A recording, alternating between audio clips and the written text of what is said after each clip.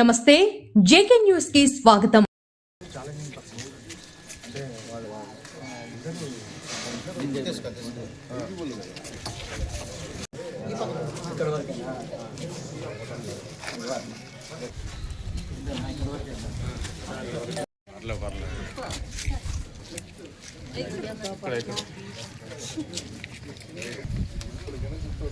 ముందుగా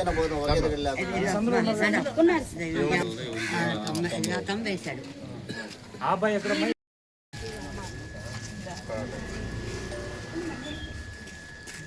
ముందుకు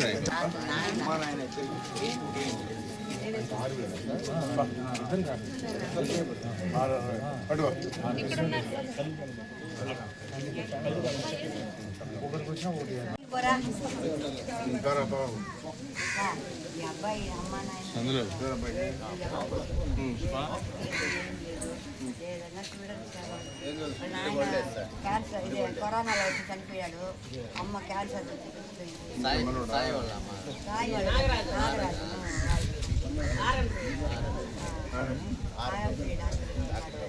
ల్యాబ్ పెట్టుకొని ఉన్నాడు. సడన్ గా కరోనాలో చనిపోయినాడు అంటారు.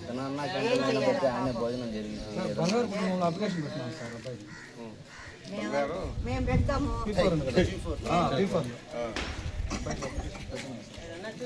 నేను ఉన్నంత వరకు పెడతాను సార్. నేను పోయినానంటే 1900 ఉండదు. ఎవరు పెడతారు ఆయన పెడతామని అవుతాను. తల్లిదండ్రులు వాళ్ళ అక్కకు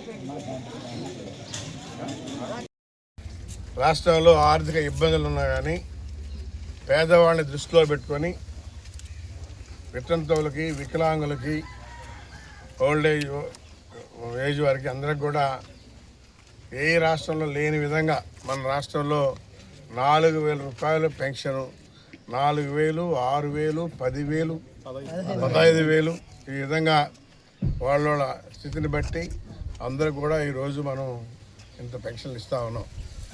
ప్రతి నెల 275 కోట్లు, సంవత్సరానికి 3,300 కోట్లు.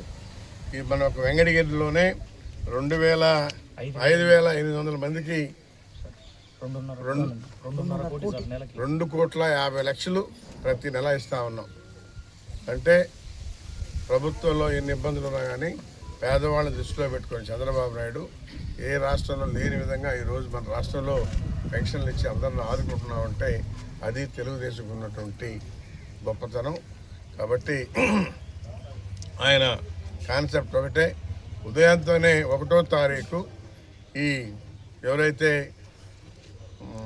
సచివాలయాలు ఉన్నారో ఆ సచివాలయం సిబ్బంది 7 గంటలకు వచ్చి పెన్షన్ పంచాలి.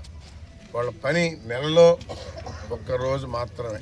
ఉదయంతోనే 7 గంటల నుంచి స్టార్ట్ చేసి సాయంత్రానికి కంప్లీట్ చేస్తారు.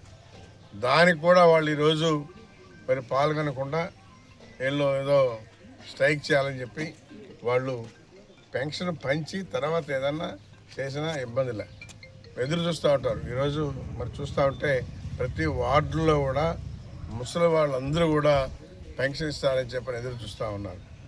వీళ్ళు చేసిన పద్ధతి మంచిది కాదు. కాబట్టి దాన్ని సరి చేసుకొని వెంటనే వచ్చి పెన్షన్లు ఇవ్వాలని చెప్పనేసి తెలియజేస్తాం.